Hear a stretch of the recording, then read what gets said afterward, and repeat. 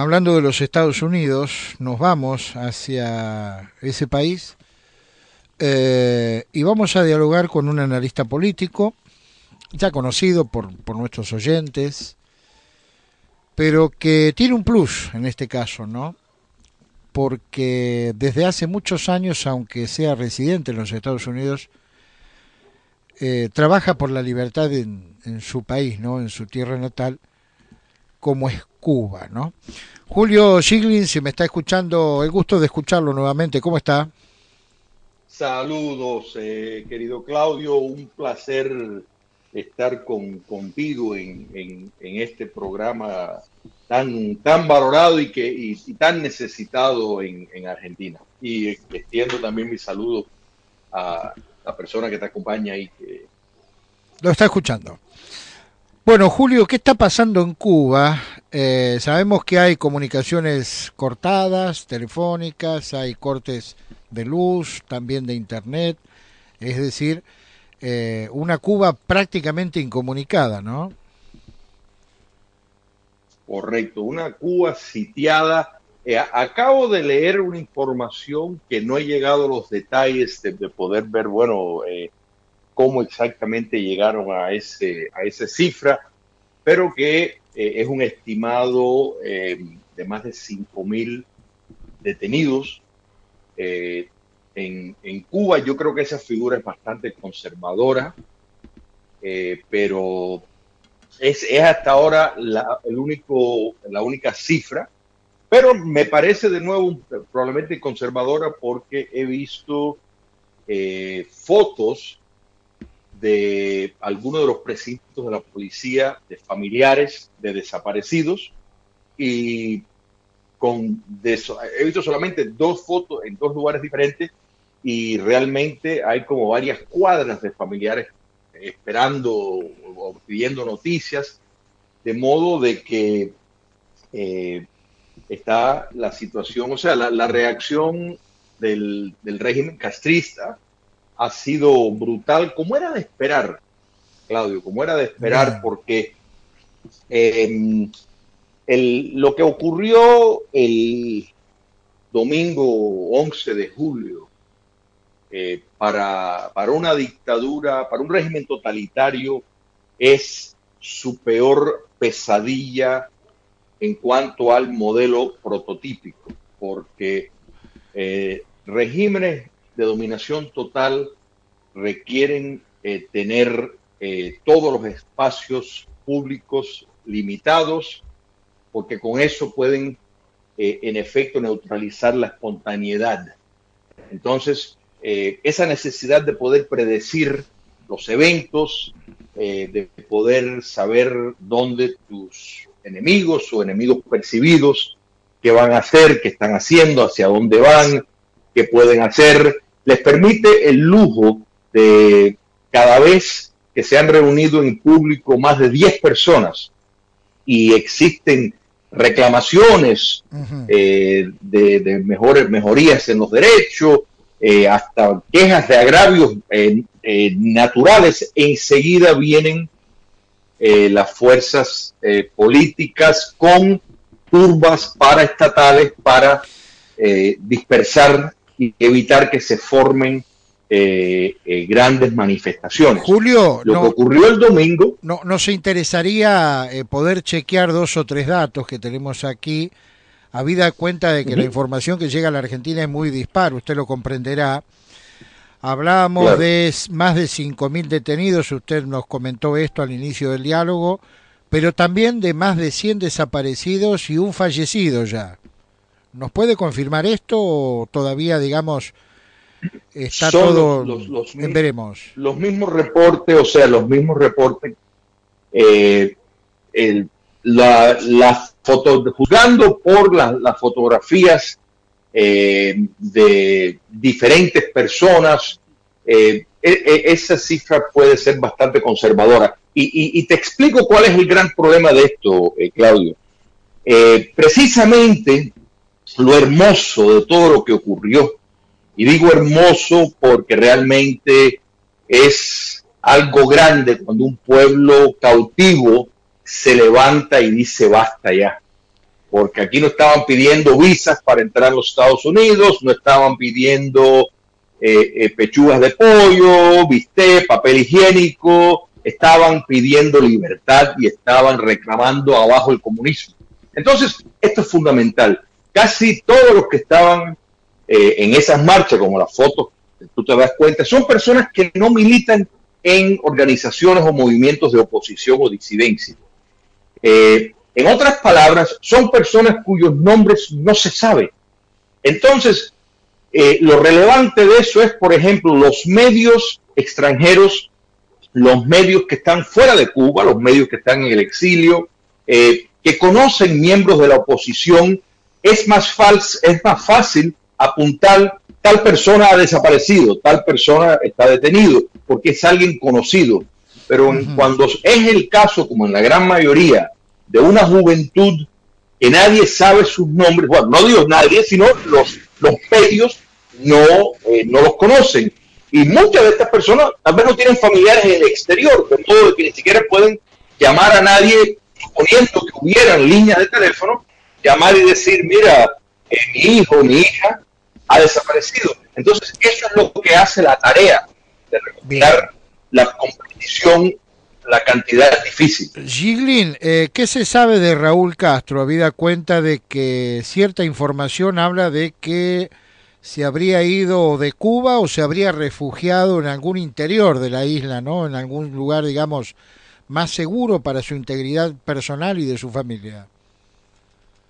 Bueno, sin lugar a duda, en el momento que esto ocurre, él es, o sea, las altas figuras de la élite dictatorial cubana son llevados a lugares más seguros. Por una razón sencilla, quiero estar claro, porque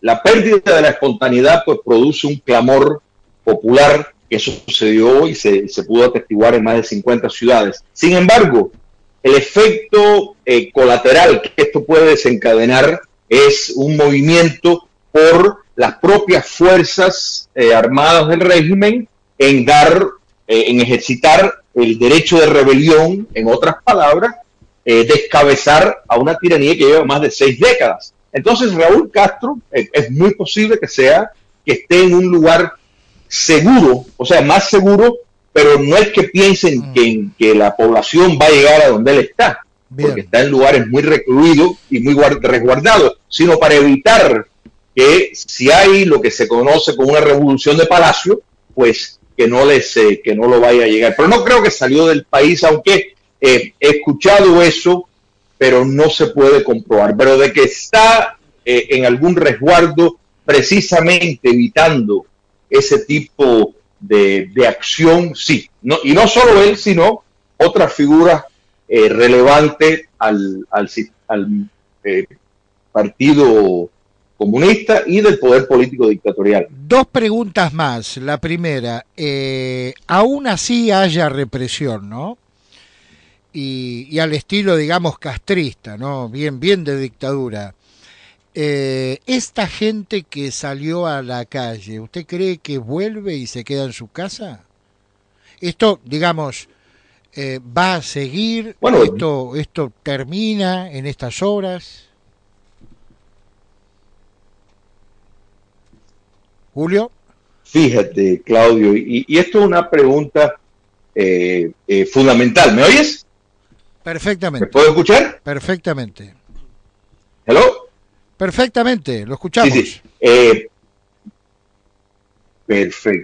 Perfecto. Mira, es una pregunta fundamental, o sea, si esto es simplemente un fenómeno aislado y que todo volverá a la normalidad, o si esto establece un patrón, un nuevo paradigma del pueblo de Cuba. Y yo opto por esta segunda opción, porque sí se ha establecido un nuevo paradigma, y eso es que el pueblo de Cuba, en su mayoría, esa juventud que creció en cautiverio, y esto es muy importante, o sea, que nunca conoció la libertad, que creció ya bajo el dominio comunista, o sea, fue producto del adoctrinamiento, fue producto de todos los esfuerzos del castrocomunismo para reformular el hombre nuevo, ¿no es verdad?, que era el delirio del comunismo, fueron los que salieron a la calle y son los que se están enfrentando. Entonces, ese sentir de alcanzar el derecho natural de ser libre, eso es un punto de no retorno. O sea, más allá de que de nuevo, hasta ayer en la noche habían localidades que tenían manifestaciones, pero no obstante eso, el régimen es muy probable que va a lograr controlar de una manera brutal como lo está haciendo. Bien. Pero el gran dilema aquí es que los modelos totalitarios, Claudio, requieren controlar la información, los medios, para falsear lo que es la realidad. La gran necesidad de recursos de la dictadura cubana urge la entrada de dinero, por eso es que tolera el uso de celulares.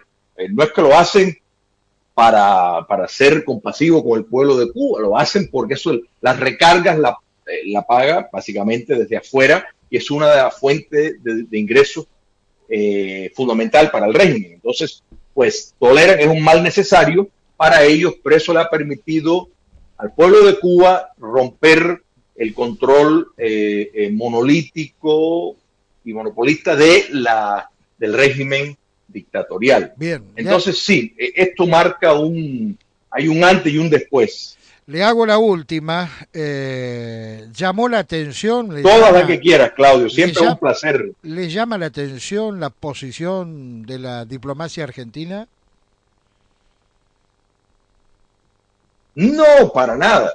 Para nada. O sea, estoy seguro que el gobierno Kirchner-Fernández se tomará la partida igual que Vladimir Putin, igual que López Obrador, en estar al lado de la dictadura comunista de más de 6 décadas de Cuba. Se los debe. Recordemos que Cuba comunista entrenó, preparó, por ejemplo, directamente a los montoneros. Los montoneros fueron producto de Cuba comunista.